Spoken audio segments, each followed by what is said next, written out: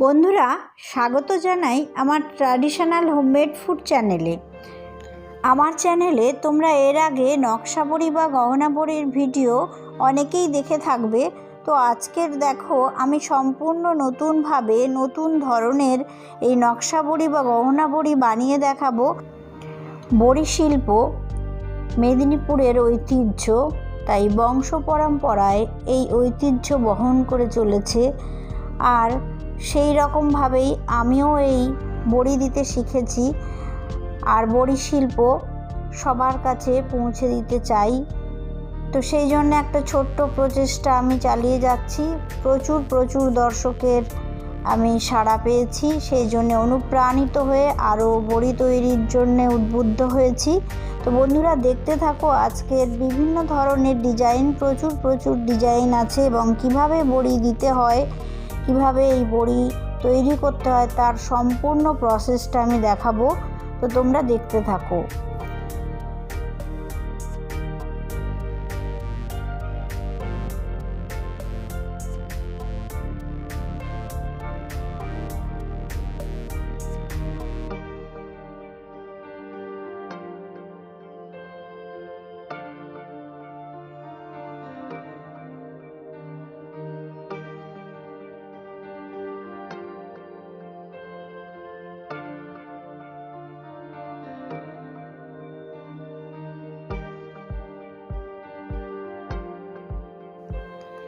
তো বন্ধুরা, এই নকশা বড়ি তৈরির জন্যে বিউলির ডালকে আগের দিন রাত্রির থেকে ভিজিয়ে রাখতে হবে।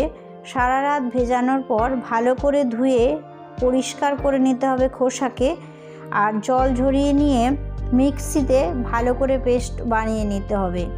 মিক্সিতে মাঝে মাঝে জল দিতে পারো, তবে খুব যেন পাতলা না হয়ে যায়। একটা সুন্দর মসৃণ পেস্ট তৈরি করে নিতে হবে।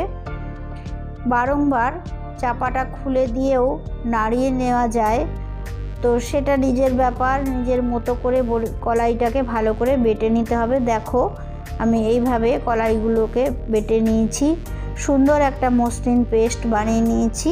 এরপর যে কোনো থালাতে পোস্ত বা সাদা তিল ছড়িয়ে নিতে হবে। পোস্তের যেহেতু প্রচুর দাম, তাই সাদা তিল দিয়েই আমি এখানে বড়িটা করব।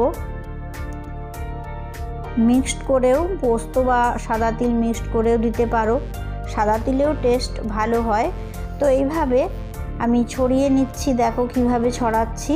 এইভাবে কয়েকটা থালায় সাদা তিল আমি এখানে ছড়িয়ে নিয়েছি। এরপর আমি কিভাবে বড়িটা দেব, এইরকম একটা পিতলের চোঙ আর একটা কাপড়ের মধ্যে ছিদ্র করে নিয়েছি। এটা সেলাই করে নিতে হবে ছিদ্রটাকে। এবার একটা পলিথিন বা এই যে কোনো এরকম একটা পেপারের মধ্যে দিয়ে পিতলের চোঙটা আটকে দিতে হবে। তো এর মধ্যে আমি এবার লবণ দিয়ে যে পেস্টটা বানিয়েছিলাম ডালের, তো তার মধ্যে আমি লবণ দিয়ে ফেনিয়ে নেব। প্রথমে একটু ফেনিয়ে নিয়েছি, তারপর লবণটা দিয়ে আবার ফেনাতে থাকবো যতক্ষণ না হালকা হয়, যতক্ষণ না জলের একটু দিয়ে দেখতে হবে যে ভাসে, ততক্ষণ পর্যন্ত ফেনাতে হবে। খুব সুন্দর আবহাওয়া আজকে, তো শীতকাল, দূরে বাতাস থাকবে আর রোদ্দুর থাকবে। তো সেই রকম ওয়েদারে এই বড়ি খুব ভালো হয়। তো আজকে সেই ওয়েদারটা আছে। আমি কিভাবে ফেনাচ্ছি দেখো। বড়িটা যত এই কলাই ডালের পেস্টটা যত ফেনানো হবে তত ভালো হবে এই বড়ি। তো আমি চোঙের যে পলিথিনটা নিয়েছিলাম, চোঙ ব্যবহার করেছি যে ছিদ্রর মধ্যে, সেখানে পেস্টটা দিয়ে এই রকম করে নিয়ে তারপর বড়ি দেওয়া শুরু করেছি। এর যে এই প্যাঁচটা, এটা উল্টো দিক দিয়ে দিতে হয়। তো বড়ির হাত ঘুরিয়ে দেখো কিভাবে আমি প্যাঁচগুলো দিচ্ছি, উল্টো দিক দিয়ে ঘোরাচ্ছি। খুব সহজ পদ্ধতি, আর তোমরা যারা প্রথমে শিখতে চাও তারা একটু খেয়াল করে শিখে নিও। আস্তে আস্তেও দিতে পারো প্রথমে। তো বিভিন্ন ধরনের ডিজাইন এখানে আমি করেছি নিজের মন থেকেই। তো তোমরা দেখতে থাকো কিভাবে বড়িগুলো দিচ্ছি। এই নকশা বড়ির জন্য কয়েকটা টিপস মাথায় রাখতে হবে। ফেনানোর সময় যাতে ফেনা না পড়ে যায় সেদিকে লক্ষ্য রাখতে হবে। কন্টিনিউয়াসলি হাতটা নাড়িয়ে রাখতে হবে। যদি একবার ফেনানোর পর সেটাকে বন্ধ রেখে আবার বড়ি দেওয়া হয়, তারপর সেই ফেনানো কলাইটাকে নিয়ে যদি বড়ি দেওয়া হয় তাহলে সেটা মুশকিল হয়, মানে গুঁড়ো হয়ে যেতে পারে বড়ি বা ফাট নিতে পারে। আর বড়ি যদি মেঘলা দিন করা হয় তাহলেও ভালো হয় না। সুন্দর রৌদ্রোজ্জ্বল আর তুরতুরে বাতাস থাকবে এরকম ওয়েদারে বড়ি দেওয়া ভালো এই বড়ি। আর বড়ি দিতে দিতে বন্ধ দিলে হবে না, খুব দ্রুতই হাত চালাতে হয় যাতে ফেনাটা না পড়ে যায়। খুব কড়া রোদে এই বড়ি রাখা যায় না। প্রথম দিন দেওয়ার পর কিছুক্ষণ পর একটা কোনো কাপড় দিয়ে বা কিছু একটা জিনিস দিয়ে ঢাকা দিয়ে দিতে হবে, পাতলা কোনো কাপড় দিয়ে, যাতে প্রচুর রোদ না পায়। আর পরের দিন উল্টে দিতে হবে, বা সেই দিনই দুপুরের পর বড়িগুলোকে আবার উল্টে দিতে হবে। পরের দিন সকালে আবার সোজা পিঠটা রোদ্দুর খাওয়াতে হবে। এইরকম 2 দিন থেকে 3 দিন রোদ্দুরে দিলে হালকা রোদে শুকাতে হবে।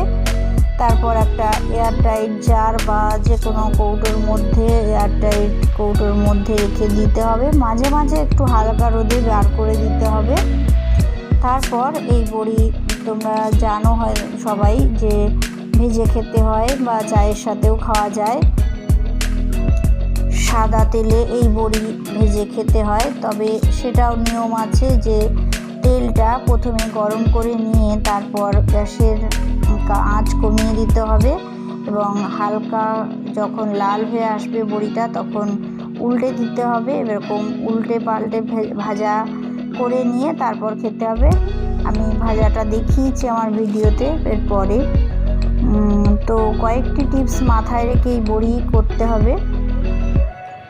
তবে বন্ধুরা, চাইলে তোমরা অবশ্যই বিজনেস করতে পারো এই বড়ি দিয়ে, আর ছোটোখাটো শিল্প গড়ে তুলতেই পারো।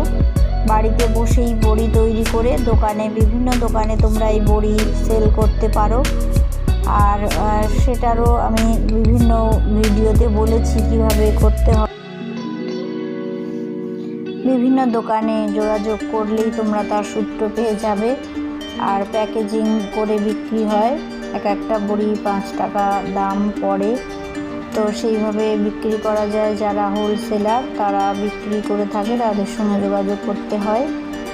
তো বন্ধুরা, তোমাদের এই বড়ি সম্পর্কে যদি কিছু জানার থাকে তাহলে অবশ্যই কমেন্ট করে জানাতে পারো।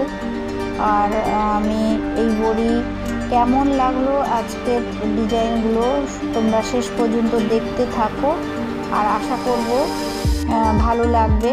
কেমন লেগেছে সেটাও লিখে জানাবে তোমরা। আর এই পিতলের চোঙগুলো যে কোনো কাঁসা পিতলের দোকানে বা আমাদের বাজারের মধ্যে যে কোনো দোকানে এগুলো পাওয়া যায়। যে কোনো কাঁসা পিতলের যে বাসনের দোকানগুলোতে পাওয়া যায়, বা অর্ডার দিলেও তৈরি করে দেয়। তো সেটা খোঁজ করতেই পারো। আর বন্ধুরা, একটা কথা মনে রেখো যে এই বড়িগুলোর বহু ডিজাইন, অনেক ধরনের ডিজাইন আমার এই ভিডিওতে আছে। তো তোমরা শেষ পর্যন্ত ভিডিওটা দেখো, আর কিভাবে দিতে হয় সেটাও শিখে নাও। প্রচুর দর্শক এই ভিডিও দেখেছো। এর আগের যে সমস্ত আমার নকশা বড়ি বা গহনা বড়ির ভিডিও আছে, প্রচুর দর্শক দেখেছো। তো তাদেরকে আমি অসংখ্য ধন্যবাদ জানাই। আর যে সমস্ত নতুন বন্ধুরা এখনও ভিডিওগুলো দেখছো তাদেরকেও আমি স্বাগত জানাই আমার চ্যানেলে। তো বন্ধুরা, আগামী দিনে আরও এই ভিডিও বেশি করে তোমরা দেখতে থাকো। তো আমি আরও ভিডিও বানিয়ে দেওয়ার চেষ্টা করব। এই কলাই ডাল বা বিউলির ডালের অনেক রকম বড়ি হয়ে থাকে। আমার মসুর ডালের বড়িও আমার চ্যানেলে আছে। তো এই বড়ি আরও অন্যান্য ধরনেরও ডিজাইন আমি দেখিয়েছি অন্যান্য ভিডিওগুলোতে। আর ডেসক্রিপশান বক্সে আমি লিংক দেওয়ার চেষ্টা করব, আমার চ্যানেলে গিয়েও দেখতে পারো। তো বন্ধুরা, আবারও বলছি, আমার ভিডিওগুলো যদি ভালো লেগে থাকে আমার চ্যানেলটিকে যদি ভালো লেগে থাকে তাহলে অবশ্যই আমার চ্যানেলটিকে সাবস্ক্রাইব করে লাইক করে দিও, আর বন্ধুদের কাছে বেশি বেশি করে শেয়ার করে দিও। পাশে থাকা বেল বাটনটা ক্লিক করে অল অপশানটা ক্লিক করে দিও, যাতে নতুন নতুন এইরকম ভিডিও আরও পেতে পারো। তো তার জন্য বন্ধুরা অবশ্যই চ্যানেলটিকে সাবস্ক্রাইব করে লাইক করে শেয়ার করে কমেন্ট করে দিও।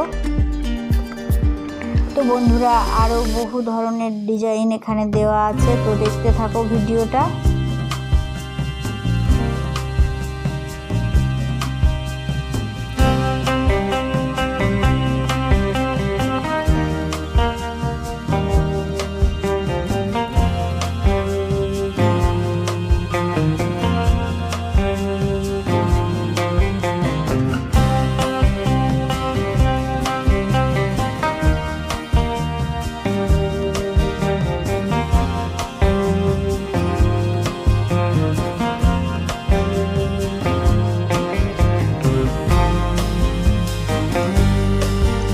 বড়িগুলো পরের দিন যে উঠে দেওয়া হয়েছে, এরপর রৌদ্র লেগে দেখো শুকিয়ে গেছে বড়িগুলো। ডিজাইনগুলো এরকম তৈরি হয়ে গেছে, একদম হালকা, খুব সুন্দর হয়েছে বড়িগুলো।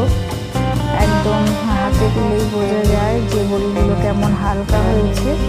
এই বড়ি যতটা হালকা হবে তত ভেজে খেতেও খুব ভালো লাগবে, একটা কুরকুরে ভাব থাকে।